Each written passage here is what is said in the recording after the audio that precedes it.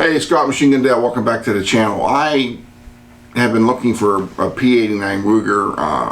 I ended up with a polymer version from another auction, and then last week a guy I know has a local gun shop called me, and he had a DC-9 and from an estate, and when he showed me the pictures, this Ruger was in the estate, and I'm like, I've been looking for a P-89, so he gave me a decent price, like 300 bucks, and the gun came with a box and 2 mags. We're not going to do close-ups because it's a P-89 and there's a bajillion videos on them, but it did come with 2 Bill Clinton mags, which means it was sold between 94 and 2004. I think we should take it out and shoot it.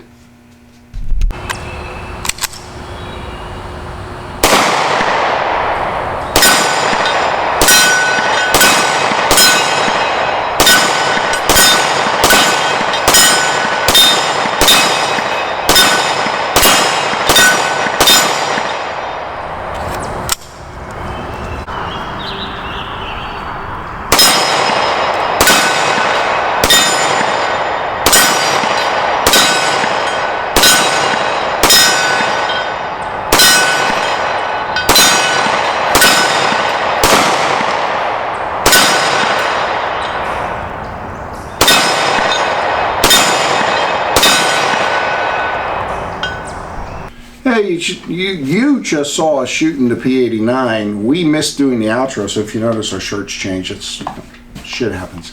What did you think of this? It's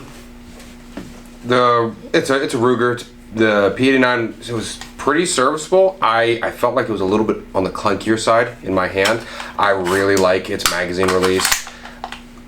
It's better than a heel style magazine release, and me personally, I like those push forward better than the buttons, just because it drops out, and this is a much more natural movement than trying to jam my finger into a potentially stiff spring.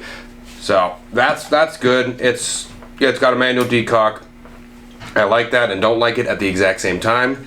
The sights are fairly decent. They're a little worn, but well, the gun is 30 years old, and ergonomically it feels nice in the hand. It's obviously a full-size handgun, so it's not going to be as, I guess, maneuverable as some kind of subcompact, but it's a very serviceable handgun. It feels really nice to shoot. I think Nick nailed it in the one word. It's clunky. Yeah. It really does what it's supposed to, but it doesn't do it smoothly, and it's clunky. It fits my hand. The sights are way too small for my eyes, being in my 60s. Now maybe when this gun came out and when I was in my early 30s, I probably would have been able to see the sights. Would I recommend you buy one, even for a first pistol? Yes. I think this gun is 100% serviceable. I think this gun you could use this as a self-defense pistol, a home defense pistol. Now it's big and it's heavy, and unless you're a security guard or a constable, there's no real need for something this big, but I was pleasantly surprised at the build quality, because I am not a Ruger fan. My opinion overall is if you find one at a reasonable price of between $300 and $400, and you're looking for something that's just kind of neat to take the range. I mean, it ate the MagTech. Yeah, it ran it perfectly fine. Which has fucked up, I couldn't tell you how many guns.